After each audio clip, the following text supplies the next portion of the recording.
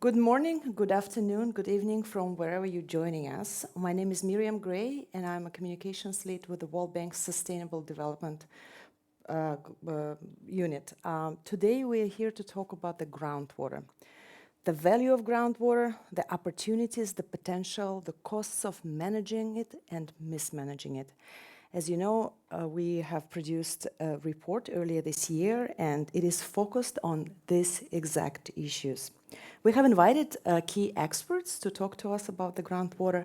I'd like to introduce Sophie Rodella, who is the lead economist with the World Bank Water Global Practice and the Global Director of the World Bank Global Practice, Sarosh Kumarcha. Well, my first question will go to Sarosh. Sarosh, just this morning, the news on TV are rather depressing. From the wildfires in Canada to flood events all over the place, extreme weather events, it's all basically, every single channel talks about it. But, you know, as climate challenge we're seeing gets worse and worse, we do know that groundwater becomes under much higher stress. Many alarms are raised around it. And I would like to ask you, why do you think groundwater is important? Why does it deserve attention? And what is it we hear can be done today about fixing and working on that issue? Thank you, Miriam. Before I answer your question, it's very important that I share my own reflections with you.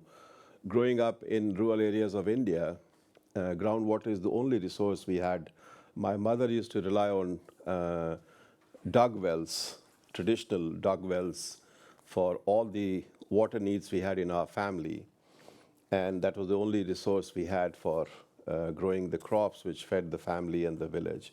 So water has been, from historical days, has been pretty much the lifeblood of our people, society, economy, and the civilization. And as we see these extreme events around the world, extreme heat, flood, droughts in different parts of the world, it's a reminder that the world really needs to focus and redouble our efforts on water security, better management of water resources, and making water a very high political priority for the policy leaders, for the political leaders in the countries.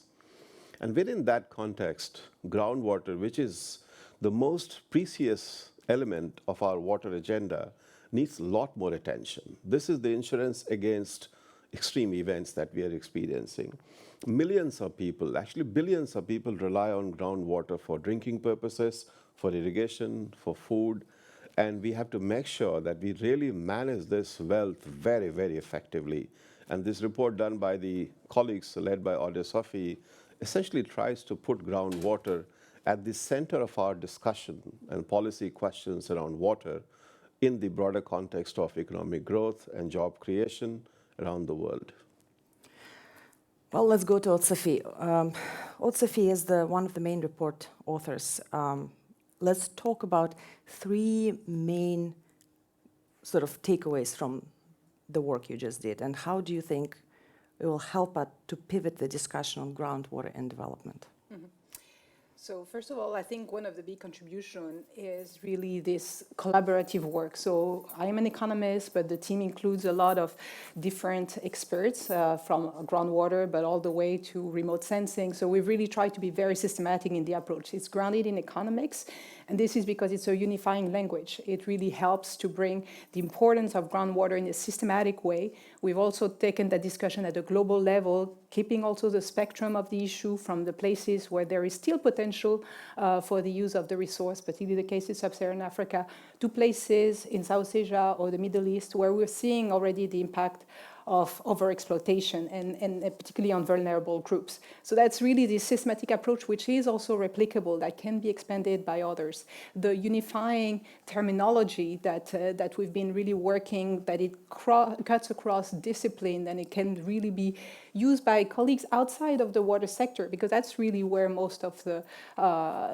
decisions are made. The second contribution is around data itself, and we have been putting out a number of global data sets sets and also regional one on the typology of aquifers that are particularly relevant from a development perspective, looking at accessibility, at the buffering dimension of groundwater, and the availability of the resource.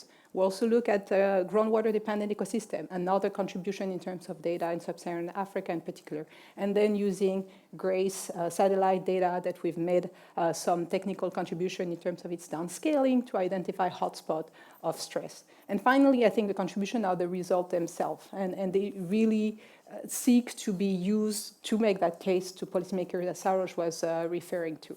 And I think in that respect, we at the World Bank, of course, we care about this issue from a development perspective, but we also care about it as caretaker of a very precious resource for future generations. I think Jonas Salk, the inventor of the polio vaccine, said that our greatest responsibility is to be good ancestors. And certainly in the case of groundwater, this has not been the case. And so hopefully this type of work can help tipping the direction in a much better way. So what I'm hearing is the groundwater is undervalued, mismanaged, but now, Sarosh, for other organizations like the World Bank, what is our role? What we can do differently? We've been talking about the issue for many years now. So what do you think the most important next step for us is, and what's the big ticket item which we can really handle together? I think before I come to your question, I wanted to add to what Sophie mentioned about the report. I think one of the greatest contributions of this report is that for the first time, we've really provided a very strong and compelling economic case why groundwater needs to be part of medium to long-term development plan of a country. And I think that case has been really made very, very clearly.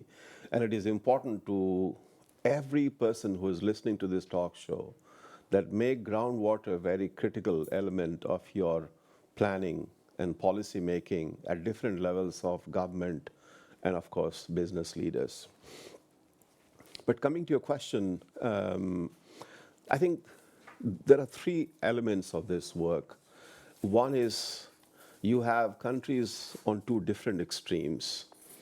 Countries which are overexploiting groundwater, and as a result, they are losing what I had called in the beginning the insurance against extreme events as we experience due to climate change. And these countries would need to put in place systems for better regulation, better management, addressing some of the pricing distortions, subsidies, which are creating wrong incentives for people to exploit groundwater. I think those things would need to be addressed, which the report has really provided a framework how this could be done. You have the countries on the other extreme, which have tremendous potential for groundwater, but they're not able to tap it, they're not able to exploit it. And these are also the countries where you have the highest concentration of extreme poverty, you have highest levels of food insecurity, and it's a paradox. You have this hidden wealth, but you have people going hungry. So I think there is a need to balance a set of policies and investments in both set of countries with the kind of institutions and regulations you need. The second is, this is also a capacity question in most countries. I was in Ethiopia recently, and the ministers whom I met, I think one of their asks was, can you help us really map our groundwater resource? It's a very expensive technology. Many countries cannot afford. So I think it's very important that we mobilize help in terms of countries to be able to map so that you don't spend a lot of resources in looking for where the groundwater is. So I think investing in building the capacity, right kind of technology, I think is an area where the World Bank can really help. We are currently quite engaged in many countries. The third, I think, which in my view is the most important element, where World Bank can play a role, but I think there's a role for everyone there. And this is about how do we get young people, women's group, community organizations engaged in management of groundwater. You know, groundwater is here, is local. Governments should not be under the illusion that they are going to manage that water. The governments need to play that facilitation role, help people who are actually closer to that resource to be able to manage it very well. I started this conversation today with the example of my own mother, how she would basically look at this as the prime resource. They had a system of how that dug well will be protected, will be clean, there will be no contamination from outside, how children who are playing around the dug well will not throw stuff into the dug well. So I think we need to go back to some of the basics and get massive mobilization of young people, women's group, community-based organizations, indigenous people to really manage this. And the great news is that the World Bank today, with many of you in the room, UN agencies, civil society organizations, women's groups, we are working with you around the world to establish community-based management of groundwater. And I hope really that in the follow-up to this report and the conversations we are having in the Stockholm World Water Week, we will be able to double and triple our efforts on groundwater. Well, to pick up on this point, Otsafi, and before we go to the audience for questions, main messages, main takeaways from the report, what are they? What do you want to leave the audience with? So first of all, we've really made an effort for it to be a short report. So I very much encourage our audience to read it. It's really grounded in the economics, in the rigor of it, but it's really aimed to be for a general audience. So our main message is really about this potential and this potential for the buffering of shocks. And we really, like Sarah said, we've really taken it to look at economic growth. I mean, we see in the event of drought how much groundwater matters to protect agricultural yield by up to half of those. And then up to a third of economic growth in aggregate. And we also see how much this potential matters for protecting food security and malnutrition in sub-Saharan Africa, and especially local shallow aquifer. I think that's really something that we want to say, because the aquifer type really matters for the type of use that one can make. And there are some type of aquifers that are much more vulnerable to, and much more difficult to exploit, they're more vulnerable to contamination, they're more vulnerable to overexploitation. So our message, certainly in the case of places where the potential is still there, especially in sub-Saharan Africa, is to focus on local shallow groundwater, so aquifer and the groundwater it contains. And I think, you know, we cannot emphasize enough how urgent it is. I think really all the result points to the fact that, you know, it has been taken granted for too long, and now is a time to really make that shift. And we need to take that dialogue outside of the water sector. Here at CIWI, we're talking to people that are very much convinced about this issue, but what we want people to take away from this session, that those are instruments, this report, the data, they are instruments that we hope people will use in their own dialogue at the country level, at the local level, and with other sectors, particularly agriculture, energy, that have an impact on the use of the resource. Mm-hmm. Well, and if you step by our booth, which is in the main area, we do have publications. Please do come by, we'll have experts.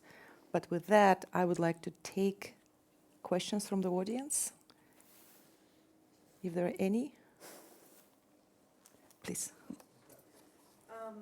I see a lot of wetland loss in East Africa and the groundwater level shifting with land use and wetland degradation.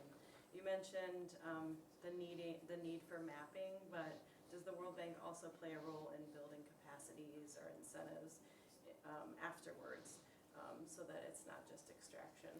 Capacity of the local governments, yes. Local. Who would like to take it?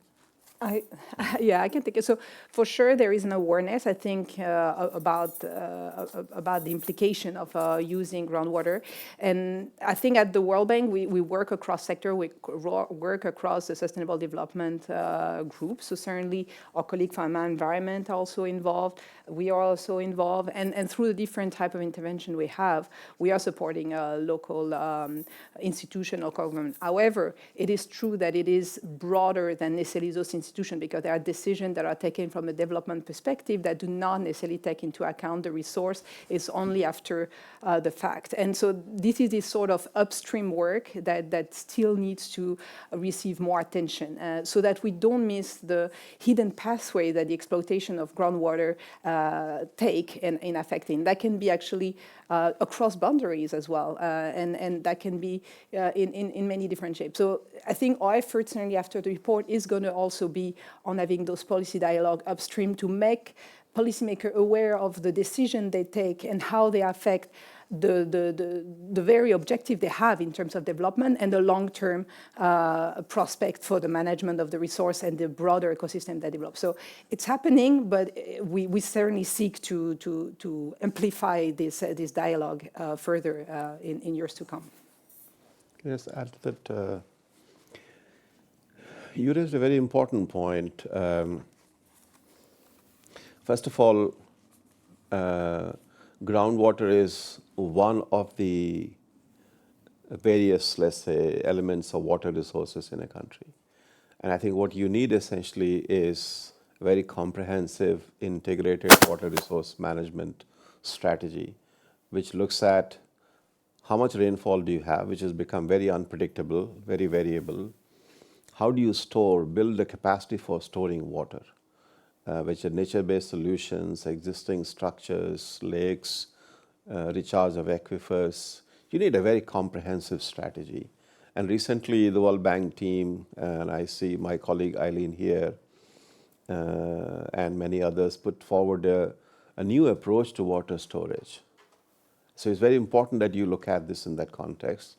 And groundwater is one element of that, because groundwater does provide you the insurance against a very unpredictable rainfall, long dry spells, and then all that you have is the water you have stored either underground or in wetlands or in forest and so on and so forth.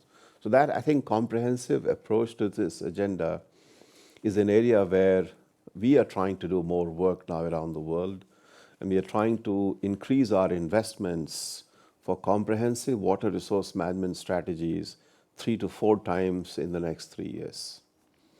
The second point is that regulations, which is more a top-down approach, can only help if it is supplemented by a bottom-up approach to management of such local interventions. If the local communities are not engaged, you young people are not engaged, regulations will not really help.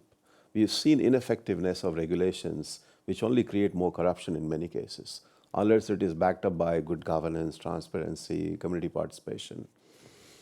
The lesson learned also on our side is that, I can say that with a sense of humility, that many of our World Bank projects done many, many years ago did not have adequate inbuilt mechanism for having communities really own and manage the assets created. But in the last many years now, we've retrofitted in a way many of those projects. I was recently in Indonesia. As part of the project to improve the storage capacity, dam safety in the countries, we are helping now governments to create systems. People living in the catchment area of the project, they essentially own the catchment in the sense they undertake plantations, they manage the plantations so that you avoid siltation coming into the storage structure. So I think we need to really emphasize more bottom-up approaches going forward. Well, it looks like we are at the top of the hour. We will conclude here. We will stay afterwards if you have more questions. Thank you so much for joining us today and to talk about this important, undervalued, mismanaged resource as groundwater. Thank you.